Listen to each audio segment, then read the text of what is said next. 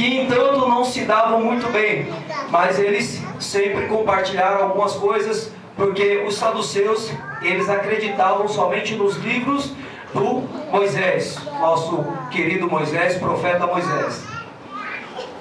E os fariseus, assim ordenando que os saduceus perguntassem, a Jesus, a intermédio dos saduceus, eles interrogaram Jesus acerca da ressurreição, visto que os saduceus eram um grupo seguidores de uma filosofia judaica, e eles não acreditavam na ressurreição. Ao contrário dos fariseus, os fariseus, eles criam na ressurreição, na ressurreição dos mortos após essa vida, que nós teríamos outra vida. E aí os saduceus perguntaram a Jesus sobre essa situação, que desse caso com a mulher e os irmãos, que possuíam teve os 7 irmãos, e tiveram assim a sua esposa, e os 7 morreram, e eles queriam saber se após esta vida, de quem seria a mulher. E Jesus, conhecendo o coração deles, ele disse: errais por não conheceres as Escrituras e nem o poder de Deus. Eu quero dar um título à mensagem de hoje, que diz assim: vida após a morte do corpo. E eu quero que a igreja entenda que hoje nós vivemos numa sociedade, incrédula. Até mesmo cristãos têm se preocupado somente com as coisas carnais. A sociedade hoje, na sua maioria, elas não acreditam em Deus. A sociedade hoje não acredita em vida após a morte. Visto que, o que é a morte?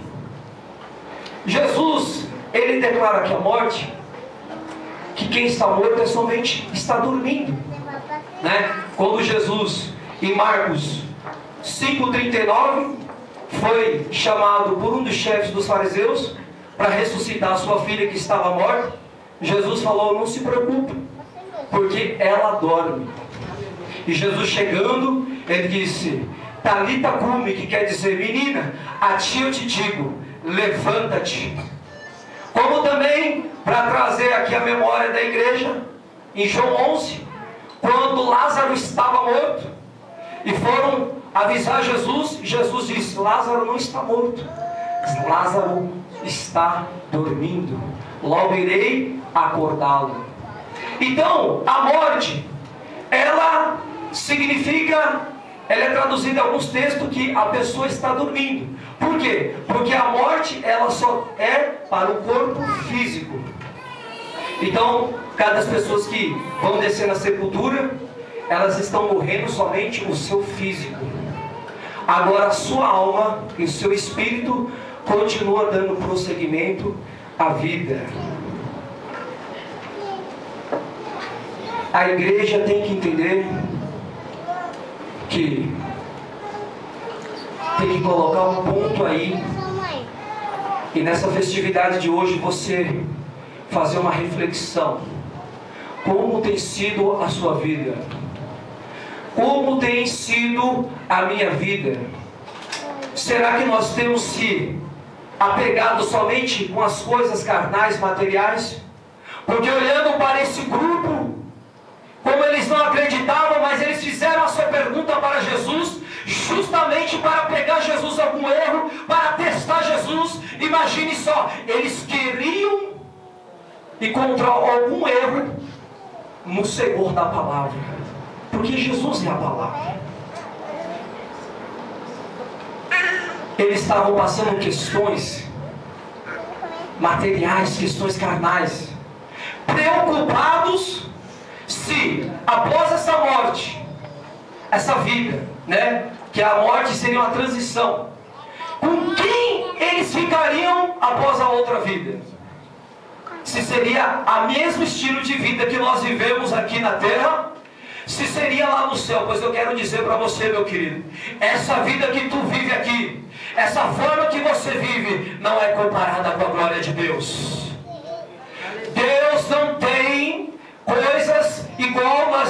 aqui na terra. As coisas de Deus são celestiais e divinas e incomparáveis. Será que você pode glorificar a Deus por isso? Outro tópico que eu queria entrar é sobre a ressurreição. Justamente sobre esta questão que os saduceus, eles não acreditavam na ressurreição. E visto que hoje existe um grupo de pessoas que se chamam ateus, e junto com eles existem os céticos e cientistas que estudam, pesquisam a fundo todas as coisas da ciência, e eles provam para a sociedade, dentro daquilo que eles estudam na teoria da evolução, que Deus não existe, que não existe vida após a morte.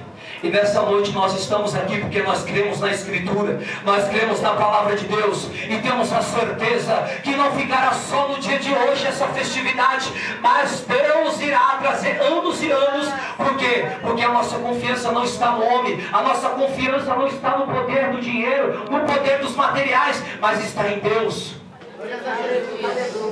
Aleluia, meu Deus. Glória a Deus.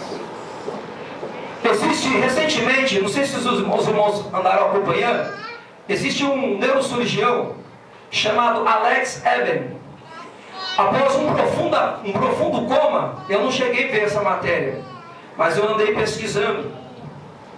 Ele que rebatia e tinha explicações científicas que todas as pessoas que tinham uma experiência, que quando elas morriam, ficavam horas mortas, e quando elas voltavam, elas relatavam a sua experiência da vida após a morte.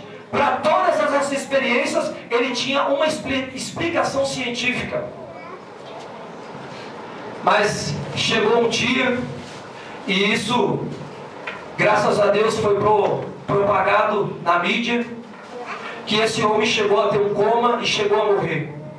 E ele relata, que ele viu a escuridão e chegou a ver uma parte do céu do outro lado da vida, provando para os ateus, para aqueles que estudam, que Deus existe e que existe vida após a morte.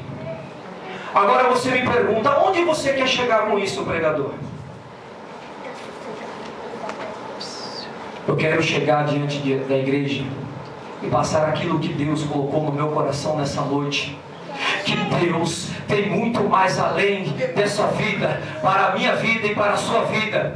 Que você não deve esperar de Deus somente nessa vida, porque se você esperar de Deus somente nessa vida, o apóstolo Paulo cita que nós somos os piores dos miseráveis dos homens. Nós temos a glória eterna. Deus tem algo sobrenatural. Você pode ter certeza disso. Quantas vezes você dorme, às vezes você tem sonhos, às vezes Deus testifica no teu coração, às vezes você tem experiências particulares, que depois dessa vida há uma outra vida para ser vivida. Porque Deus não criou o homem para a morte, Deus criou o homem para a vida. E é justamente aonde entra a ressurreição. Porque quando entrou o pecado, entrou a morte. Mas quando entrou Jesus na causa, e aquele que ressuscitou dos mortos, e ele diz que nós vamos ressuscitar com ele naquele grande dia, então existe vida após a morte. Sabe por quê, igreja? Porque nós cremos no Deus vivo e não no Deus morto.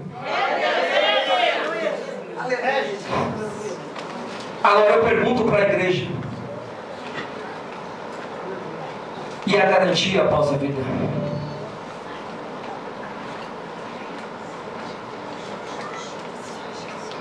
Tem muitas pessoas que fazem seguro do carro, tem seguro da casa, tem seguro de vida.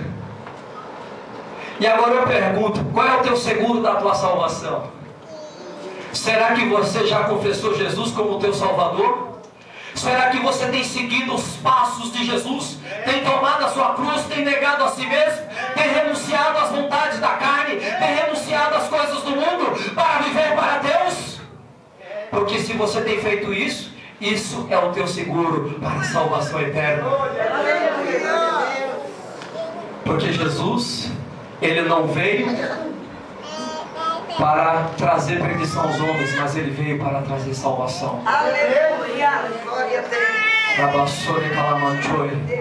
Quando você estava perdido, quando você estava para se suicidar, quando você estava afundando nas drogas, quando você estava se afundando nas coisas do mundo, quando Deus te livrou de algo ao qual você não era para estar vivo hoje, é porque Jesus veio para te dar vida.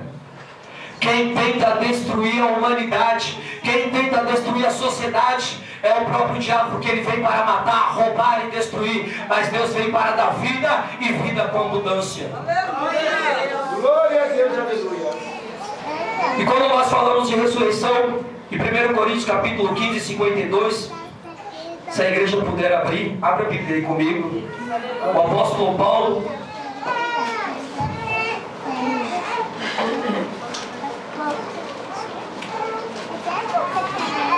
Primeiro Coríntios capítulo 15, 52.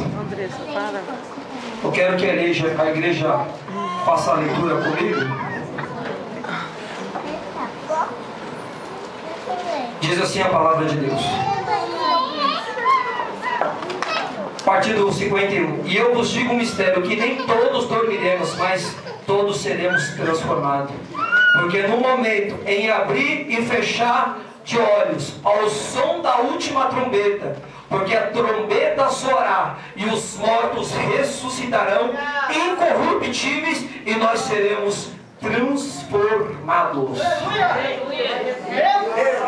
Nós falamos sobre arrebatamento, falamos sobre a volta de Jesus, mas há um mistério aí. Quantos parentes seus já faleceram? Talvez você não espere a morte, mas um dia ela chega. E ela chega para todos.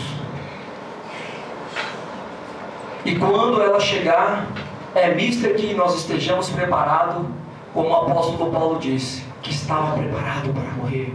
Porque o viver para Cristo é ganho. Aleluia, é lucro. Mas o morrer com Cristo é ganho. E aqui o apóstolo Paulo ressalta que todos que já partiram com Jesus, talvez a sua mãe, o seu tio, a sua irmã que você sente saudade, um parente que morreu em Cristo, talvez você sinta a saudade dele, mas o corpo dele está dormindo porque ele já está com o Senhor. E aqui o Paulo, ele ressalta que no dia da vinda do Senhor, Deus irá fazer algo extraordinário. Esse corpo corrupto que você está, nesse corpo que nós temos, que foi contaminado pelo pecado e que só é justificado pelo sangue de Jesus, este corpo, no abrir e fechar de olhos, no soar da primeira trombeta, ele será transformado. Porque lá no céu você possuirá um novo corpo. E ele será transformado de um corpo corrupto para um corpo incorruptível. Você não vai ser mais contaminado, não vai ser mais manchado, maculado pelo pecado. Será um novo corpo glorificado. E aqueles que estiverem vivos, que se Jesus voltar agora para arrebatar a sua igreja, somente vai ficar a tua roupa, porque o teu corpo que você está aí, não importa se ele está doente, se ele está faltando membro, se está faltando alguma coisa, não importa como que está, Deus irá transformar os nossos corpos, porque não subiremos com esse corpo corrupto, contaminado pelo pecado, mas ele será transformado num corpo incorruptível. É por isso que Jesus diz que no céu ninguém se casa e ninguém é dado em casamento. Sabe por quê, meu querido? Porque a vida no céu não é como a vida terrena. A vida no céu, a vida é diferente. A vida no céu, nós vamos adorar, glorificar o Senhor, vamos participar de coisas celestiais e coisas divinas. Aleluia, nós seremos, aleluia, grandemente abençoados. Glória a Deus. Agora eu pergunto, você está preparado para o arrebatamento?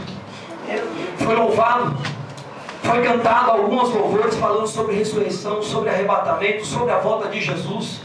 Somente quem estava ligado prestou atenção. Essa festa está maravilhosa. A igreja, 22 anos, pelejando, ganhando alma, fazendo a obra de Jesus.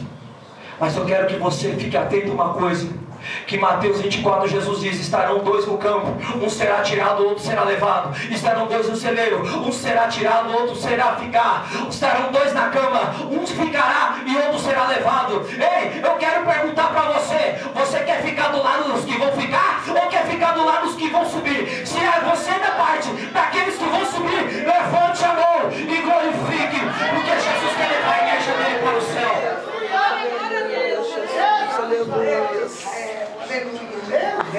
E onde está escrito isso aí? Abre aí, 1 Tessalonicenses capítulo